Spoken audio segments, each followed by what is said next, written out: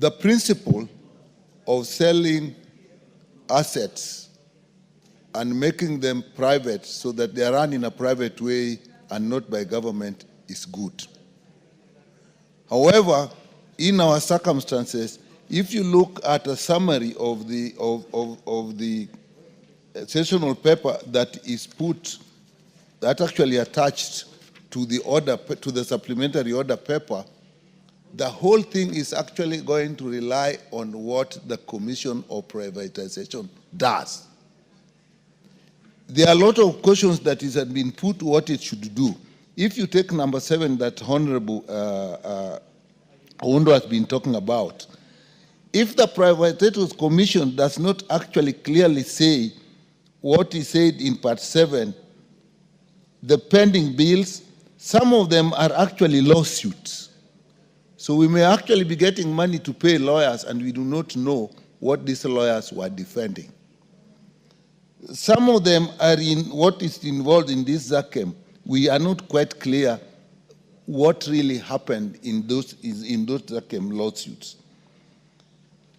And if you look at what this summary says in 3, is that actually this is a strategic company. So if it works, it's fine. Should it not work, then it actually will be a disaster to the country. What does pipeline do? It is actually the transportation and the storage of oil. Oil is what the country actually runs on. In our transport system, if oil is not handled well, you are done. Whether you are transporting people, whether you are transporting goods. The next is industry. If we don't manage this issue well, and the transportation, the storage oil goes wrong, all our industries will literally collapse. So another one is actually power. We still generate a lot of power using oil. So we are actually talking of the privatization of literally what we live on. And the whole thing is actually in the hands of the Privatization Commission.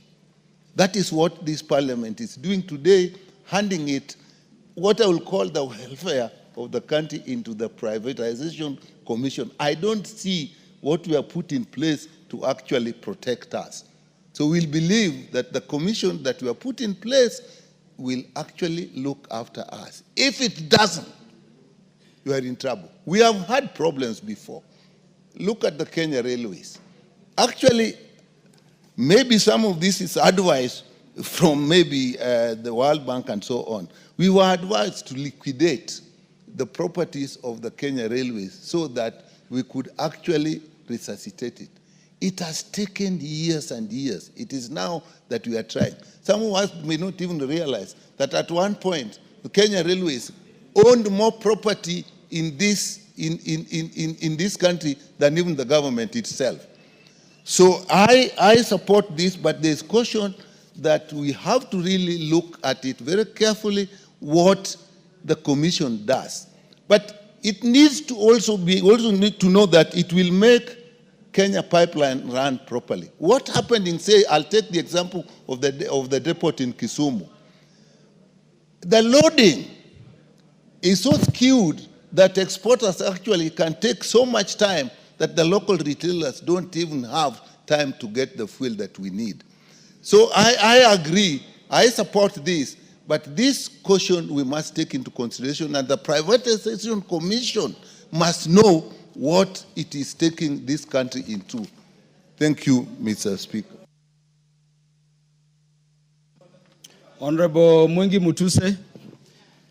Honorable Mwengi Mutuse, before you make your contributions, let me welcome students from Kithimani Primary School, Yata constituency, Machakos County, who are in the National Assembly this afternoon in the public gallery to observe our proceedings.